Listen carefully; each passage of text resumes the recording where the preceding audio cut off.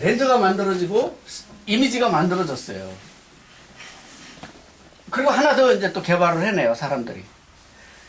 이 렌즈에 들어오는 빛을 구멍을 키웠다 줄였다 하는 기구를 하나 만들어 붙입니다. 구멍을 키워보니까 빛이 훨씬 많이 들어오잖아요. 근데 구멍을 무작정 키우지 못하는 게 렌즈의 그 이제 기술의 한계가 있는 거죠. 너무 키우면 렌즈가 그 수차라는 게 있어요. 다음에 렌즈 공부할 때 자세하게 배우겠지만, 렌즈는 이제 뭐 코마 수차니, 왜곡 수차니, 색상 수차니, 뭐 여러 가지 수차를 갖게 됩니다. 그 수차를 갖게 되기 때문에 렌즈를 무조건 크게만 만들 수는 없는 형편이에요.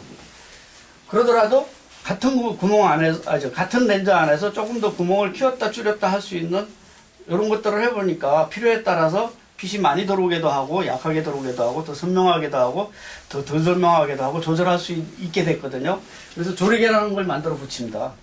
그 조리개와 렌즈와 영상을 이렇게 비치게 하는 이런 카메라라는 기구를 인간이 만들어내는데, 제일 애먹는 게 여기 지금 영상이 비춰졌는데 이거를 한순간에 딱 고착시키는 기술.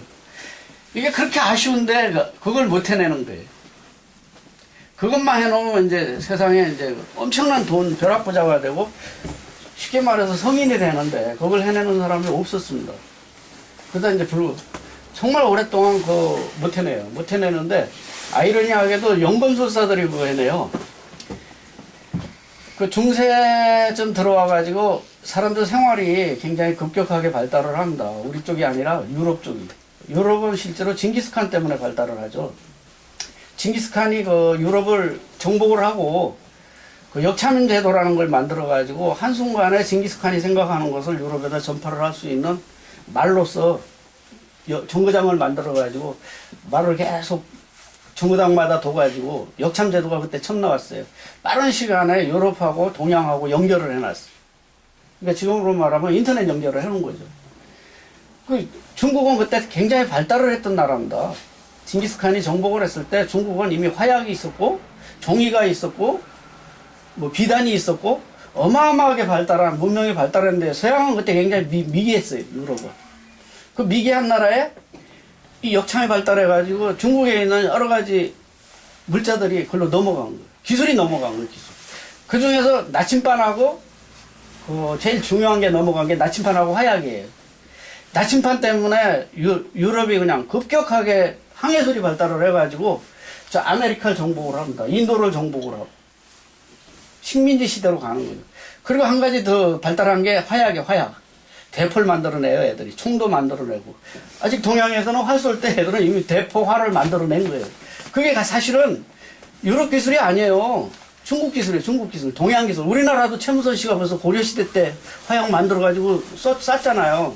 화약이나 이거 나침판, 종이 이쪽은 다 동양 기술입니다. 그게 서양으로 넘어갔는데 징기스칸 때문에 넘어간 거예요. 넘어갔는데 실제로 잘 이용한 건 유럽인들이야. 그거를 잘 이용했어. 그래가지고 세력이 엄청 세진 거지, 이 사람들이. 동양을 갖다가 식민지화하고 아메리카를 갖다 정복을 해가지고 목화, 금은, 자기, 온갖 세상에 좋은 물자들을 다 막 유럽으로 끌어들여가지고 생활이 엄청나게 좋아요. 먹고 살찌니까 이제 뭐를 해요? 예술이 발달한다, 예술. 유럽의 예술이 지금 오늘날 발달한 거는 사실은 굉장히 미개한 족속들이 먹고 할 일이 없다 보니까 예술 쪽으로 간 거야. 그리고 사진이나 그림이 팔리는 원리가 굉장히 중요한 게 하나 있는데, 이제 너나없이 성도 갖게 되고 노예도 많이 갖게 되고 돈도 많이 벌었어. 먹는 건 막 너무 잘 먹어가지고 프랑스 같은 데서는 맛만 보고 삼켰다가 실 집어넣어가지고 화장실에서 뱉어버리고 다 새로 먹고 주거짓을 하는 거죠. 그러니까 먹는 거를 그렇게 그 미식도 한계가 있는 거지. 그래봐야 자기 몸에만 해로운 거지 이게 미식이 발달하고 그랬는데, 저 집에 예를 들어서 굉장히 좋은 모피 옷이 있는데 그건 나도 살 수 있잖아요. 근데 예술품은 그러질 못해요. 유명한 예술가는 한계가 있는 거고, 남들이 못 가진 예술품을 내가 가지고 있다는 데서 대단한 자부심과 자랑거리가 되는 거죠. 그래서 예술품 찾기에 혈안이 된다. 그래서 저 친구 없는 건 내가 있고, 더군다나 거기에 나는 예술에 대해서 일가를 가진 사람이야. 문화적으로 굉장히 앞선 이런 족속이야. 그런 사람이야. 그런 귀족이야. 이걸 내세우려고 예술을 가지고 굉장히 집착을 하게 돼가지고 오늘날 예술품에 엄청난 가치를 갖게 되는 요인을 만들어낸 게 바로 그 시대예요. 이게 어느 쪽으로 조금 빗나갔는데,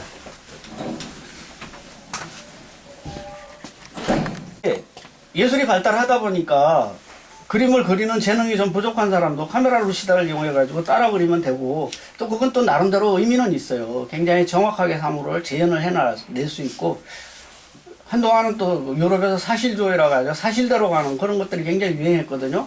근데 카메라를 따라갈 것은 없잖아요. 그래서 카메라에 대해서 집착을 많이 했는데, 결국은 그 카메라에 있는 영상, 이미지를 고착만 할 수 있으면 대단한 영웅이 되는데, 이래가지고 많은 사람들이 연구를 하는데, 이때 이제 세상이 좋아지다 보니까 금을 만들어 보려고 노력을 많이 한다. 많은 사람들이 금 만들려고 구리와 은을 갖다가 섞어도 보고, 합금 기술이 그때 많이 발달했어요. 굉장히 화공약품 이상한 데다가 녹여도 보고, 그러다가 질산에다가 은을 녹이니까 질산은이라 그러죠, 이걸. 질산에다 은을 녹였어요. 은을 녹였더니 이 은이 질산에 녹아요.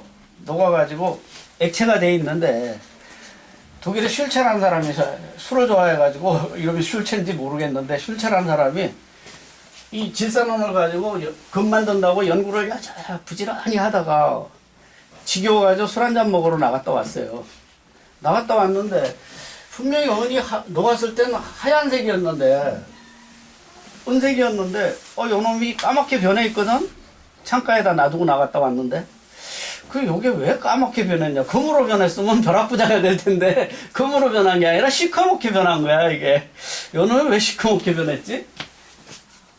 흔들었어요. 그랬더니 또 하얘져. 테이프로 거기다 까만 테이프를 갖다 딱 붙였습니다, 병에다. 요만큼 까만 테이프로 딱 붙였어. 그리고 창가에다 놓고 또 술 한잔 먹고 왔어, 나갔어. 그랬더니, 다 까맣게 됐는데, 요 까만 테이프 있는 부분만 딱 띄워봤더니 여기만 하얗게 그대로 있는 거야. 아하, 요것이 희한한 것이다. 이게 바로 사진의 원조가 되는 거야. 까맣게 변할 수 있다는 게 굉장히 중요한 거예요. 지금까지 그런 물질을 못 찾아냈는데 드디어 찾아낸 거죠. 질산에다 녹여 처리한 은은 빛을 받으면 까맣게 변해요.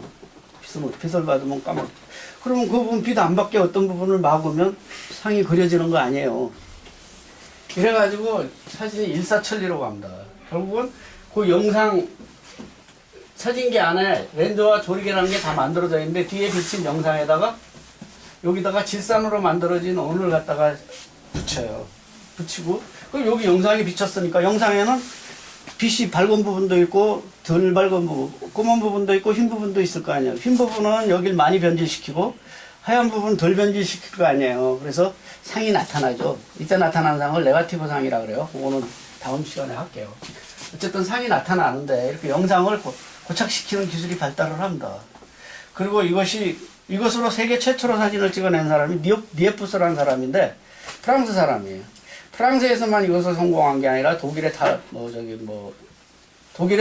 독일은 이런 모르겠네요. 어쨌든.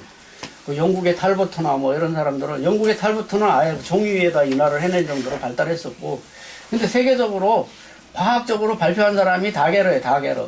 다게르는 사실은 이 사진 기술자는 아니었는데 발표를 한 거예요. 니에프스가 성공해 놓은 걸 그 사람이 발표해가지고 오늘날 사진의 아버지는 다게르라고 돼 있는데, 실제로 니에프스라고 지금 요즘 많이 정정을 하고 있는데, 어쨌든 현존하는 기록으로는 다게르가 사진의 아버지예요. 드디어 이제 사진을 하여간 만들어낸 거죠. 자, 여기서 우리는 렌즈가 없으면 선명한 상을 못 얻어내요. 그래서 렌즈에 대해서 철저히 우리가 알면 좋은 사진을 얻을 수가 있다는 거고, 렌즈는 우여곡절을 거쳐가지고 천년 전쯤에 아라자네라는 사람이 만들어서 카메라에다 붙여요.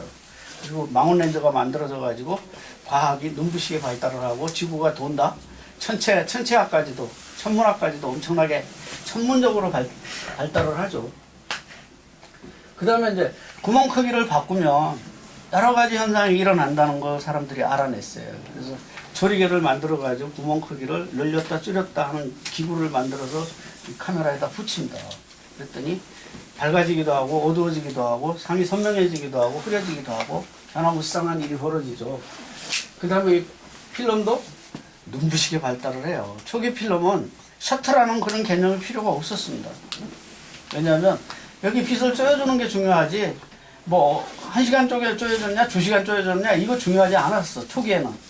근데 차츰차츰 이게 막 발달을 하면서 조리개가 발달도 하지 이 필름도 발달을 하잖아. 이 은도 나중에 이제 할로겐 은으로 바뀌어요. 더 잘 변하는 은으로 필름으로 바뀌는데 이게 막 발달을 하니까 이제 빛을 1시간 줬느냐 30분 줬느냐 1분 줬느냐에 따라서 영상이 달라지잖아요. 그러니까 그걸 조절하기 위해 가지고 타이머를 부착을 하게 됩니다. 시간을 조절하는 타이머를. 물론 초기에는 타이머보단 사람이 감각으로 쪼였어요. 그래서 한 분, 하나, 둘, 셋, 넷, 다섯, 여섯, 10번 됐어. 사진 잘 나왔을 거야. 뭐 이런 식으로 사람의 감각에 의해 가지고 빛을 쪼여줬는데 차츰은 이제 사람 감각을 넘어간다 이 기술이. 그러니까 나중에는 사람 감각으로 안 되니까 타이머를 부착해 가지고 지금은 뭐 1000분의 1초, 10,000분의 1초에도 영상이 맺히죠. 그리고 필름은 드디어 퇴보를 하고 이제 디지털 시그널 신호에 의해 가지고 영상을 맺혔다가 그것을 저장해서 또 다시 종이로 옮기는 이런 시대에 지금 우리가 도달을 했죠. 그래서 그 부분에 필름과 디지털 시그널 이미지하고 차이 뭐 이런 것들도 우리가 조금은 공부를 해야지 될 것 같고, 오늘은 하여간 사진의 역사가 이렇게 뭐 대충 이런 식으로 발달을 해왔고, 렌즈가 만들어지고 조리개가 만들어지고 셔터가 만들어지고 이미지가 고착이 되는 데까지는 이런 과정을 겪었다. 그리고 중요한 것은 렌즈가 중요하고 조리개가 중요하고 셔터가 중요하고 필름. 앞으로는 이제 필름이라고 하더라도 필름보다 우리가 CCD 칩에 대해서 집중 공부를 할 거예요. 필름은 이제 다시 공부할 일이 없어졌죠. 근데 어쨌든 이 영상을 받아들이는 매체인 디지털 칩이든 간에 뭐 필름이든 간에 이거 굉장히 중요해요. 그래서 요 네 가지를 카메라의 4대 요소라고 그래요. 카메라는 그냥 어두운 방만 있으면 영상이 맺히게 돼 있는 그런 기구입니다. 그리고 그게 맺혀 있는 상황을 우리가 고착을 시키는 데는 이러한 네 가지를 정확하게 알면 다양하게 변화무쌍하게 고착시켜 볼 수 있는 변화를 줄 수 있다는 이런 이론이 성립이 되죠. 그래서 우리가 사진학이라는 것은 렌즈에 대해서 철저하게 공부하는 게 사진학이에요. 조리개에 대해서 철두철미하게 파악을 하는 게 사진학문이고, 셔터 속도에 대해서 셔터의 이제 얼개서부터 속도까지 자세히 공부하는 게 사진학입니다. 그리고 필름에 대해서 요즘은 CCD 칩이죠. 그거에 대해서 자세히 공부하는 게 역시 사진학문이에요. 이 네 가지를 우리가 충분히 공부하는 게 사진 개론이라고 보시면 되겠네요. 거기다 우리는 이제 예술로 가니까 앞으로 뭐 사진을 하는 데 있어서의 정신적인 문제, 철학적인 문제, 스토리, 자기만의 어떤 독창성을 갖는 이런 문제들을 곁들여가지고 계속 진행을 하다 보면 상당히 길게 가야 될 것 같은데, 이 책에는 그런 것들이 완전히 다 들어있지는 않아요. 왜냐하면 이게 사실은 1권이에요. 2권을 해야지 되는데 일이 그렇게 되다 보니까 1권만 만들고 그 뒤에 안 만들었어요. 2권은 사실 중급으로 깊숙한 예술세계를 타치하려고 시작을 했었는데 포기해버렸습니다. 이거는 이제 중급이 약간 들어가 있는데 기초적인 부분, 지금 말씀드린 이런 기초적인 분들이 자세히 들어있는 책이고 앞으로 그걸 자세히 공부를 할 겁니다. 옛날에 저희가 공부할 때는 다른 데는 몰라도 저희 산영이라는 단체였었거든요. 거기에서는 일단은 카메라고 사진 찍는 거고 그거는 차치하고 제일 먼저 암실부터 공부를 했어요. 모든 대학이나 모든 교육기관이 지금 카메라의 4대 요소, 사진의 역사, 그리고 이제 조리개, 셔터, 뭐 필름 뭐 이런 거 체계적으로 막 1년이고 2년이고 공부해 들어가겠죠. 더군다나 대학 같은 데 4년씩이나 공부를 하잖아요. 아까 말씀드린 그런 것들, 철학적인 부분, 독창적인 부분, 이런 카메라 기술적인 부분, 물론 뭐 카메라도 4대 요소 외에도 필터라든가 뭐 여러 가지 요인들, 조명이라든가 공부할 기술적인 문제도 많아요. 기술적인 문제도 한 13가지 되더라고, 따져보니까. 지금 아까 말씀드린 건 4가지잖아요. 4가지인데 그 외에도 많은데, 그런 거 외에도 이제 많은 부분을 공부했는데, 그 중에서 굉장히 중요시하게 다룬 게 사진학에서는 암실이에요, 암실. 암실이었는데 지금은 이제 암실이 아니라 포토샵이잖아요. 포토샵을 그래서 밝은 암실이라 그러잖아요. 밝은 암실. 그 포토샵에 대해서 옛날에 이제 산영에서는 암실부터 공부를 했거든, 무조건. 일단은 암실부터 공부하고 나머지 이론은 암실을 내가 먼저 기능을 익힌 다음에 이론적으로 공부해 들어가자. 이렇게 거꾸로 공부해서 거꾸로, 완전히 거꾸로 갔죠, 우리는. 다른 데서는 다 공부하고 나서 마지막에 암실을 공부했는데 우리는 암실부터 시작해가지고 암실은 그러니까 죽을 때까지 하도록 이런 식으로 체계적으로 갔어요. 암실을 하면서 나머지 공부를 병행해 나갔는데 저희도 우선 포토샵을 하면서 나머지 부분을 병행해 나가는 옛날 그 방식대로 거꾸로 가보자 이거죠. 어떤 사진학에서 다 공부하고 나서 포토샵을 마지막에 할 거예요. 근데 우리는 그렇게 안 하고 포토샵을 먼저 시작하고 해나가면서 사진도 이론적으로 공부를 해나가자 이거죠. 그래서 포토샵에 대해서 남은 시간 잠깐 동안이라도 오늘은 포토샵 판 까는 정도만 간단하게 공부하고 툴에 대해서 개념만 좀 말씀을 드릴 생각이에요. 그리고 나머지는 여러분들이 집에서 공부하고 오세요. 별로